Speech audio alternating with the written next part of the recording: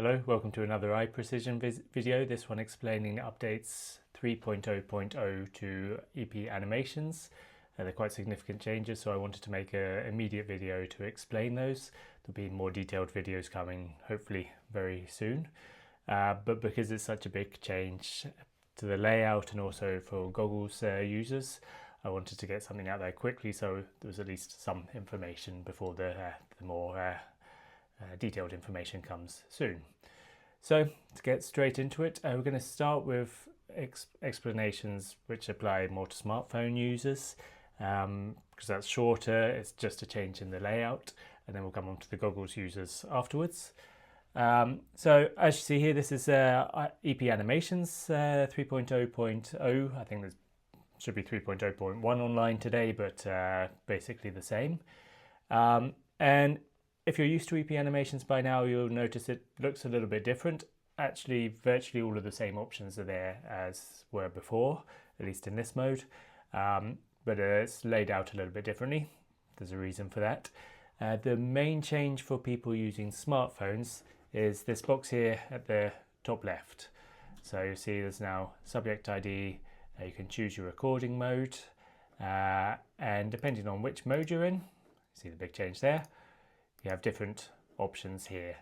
Smartphone users, if you're using the EP Recorder app on iPhone, but if you want the Android version, please let me know, I need to test this. If you're using the EP Recorder app, you've got this option, you've got your pairing options, and you have less going on down by the animation controls.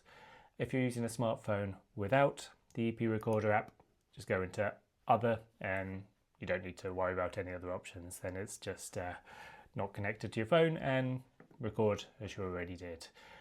If you're using a smartphone and you're not using the EP Recorder app, this should make it much easier, so I'd really recommend it. And if you have Android, like I said, I really need testers, so let me know.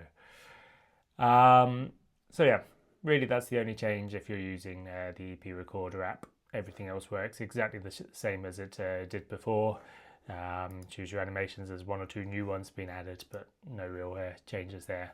Otherwise, it should work exactly the same as it has been.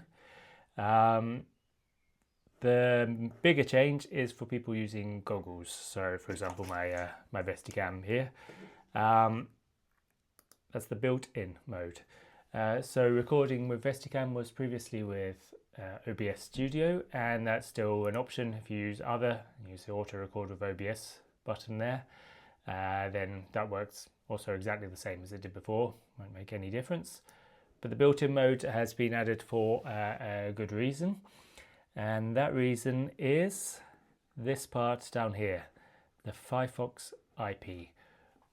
We'll come back to that in a second, but that is hopefully going to be useful for a lot of people. Before we get into that, using the built-in mode. So obviously the big thing you see here is this video of my face doubling up on the screen. That's using currently my built-in webcam. If I go to this camera list, unfortunately I could not get it working using the actual camera name, so you have to just make sure when you click through that it opens the camera that you want it to. So that's my Vesticam, which is now showing. If you plug your Vesticam in or other goggles after the program has started, hit scan and it will search for cameras again, and then just choose the right one from the list. So that's then showing what the Vesticams are going to record. It will automatically record from that video whenever you hit start animation. And you can fill in the test subject's name, so the patient ID or whatever you want to use in there. There's a description of the tests if you like.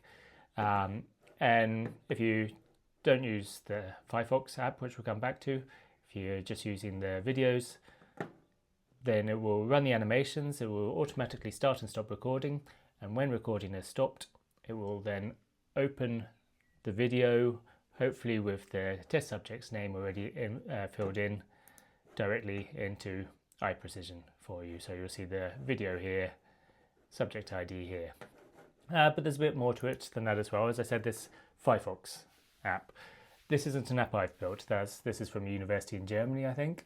But it's open source, and it allows you to connect a gyroscope on your phone to external programs, so including this program. So what I've been using this for is to get the app turned on your phone, and there'll be a more complete explanation of this later. Get the app turned on your phone, choose the gyroscope experiment. It gives you a list of experiments. Just click on gyroscope, I think it's the third one down, and then click on, at the top right, the little 3 dots and choose enable remote access.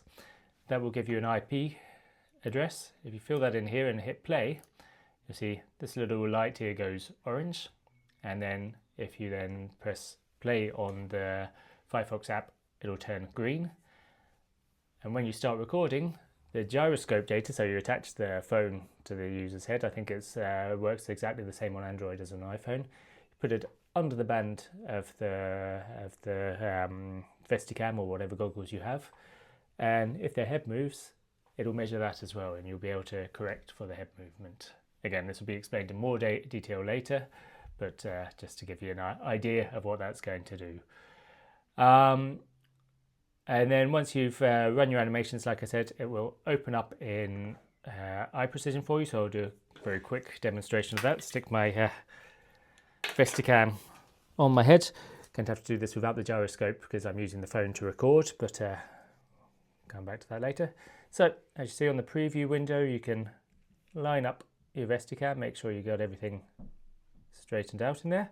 I'll give myself a quick patient ID. That'll do.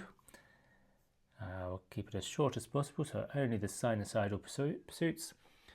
And you see here, auto launch is turned on, gyroscope isn't turned on. All the other settings are whatever you like there.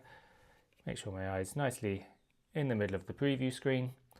And then if I click start, add a animation, then click start. The animation then runs. I watch it as normal. It's a very short one, this, so I'll be done quickly. It ends as normal, and what you'll now see is that it's automatically launched iPrecision with the video already loaded in here, the subject ID filled in there. This still works as it always did, and you can go through the tests as you normally would. If you've also used a gyroscope, if that's also recorded, once the video is processed, you'll also see the gyroscope results in the results view. Again, I'll put that into a video as soon as I possibly can.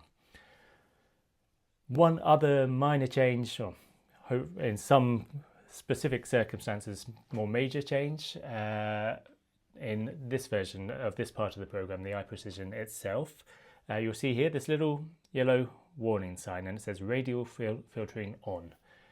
This is not something you want to have on as standard, but every so often it can be very important. I was having trouble with some particular videos. You see here at the bottom this black stripe, and sometimes when the pupil was low, the eyelid was high, that would merge into the pupil and cause the tracking to fail a little bit.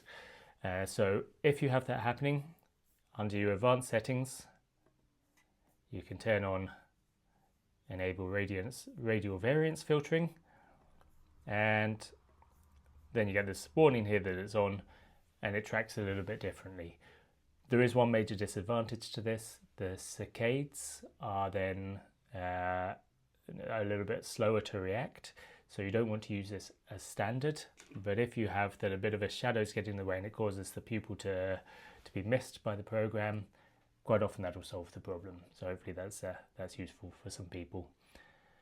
Yeah, there's a lot more detail to go into, but for now, just to quickly cover what's new, I hope that that provides enough information, and hopefully I'll have some new videos out in the next few days.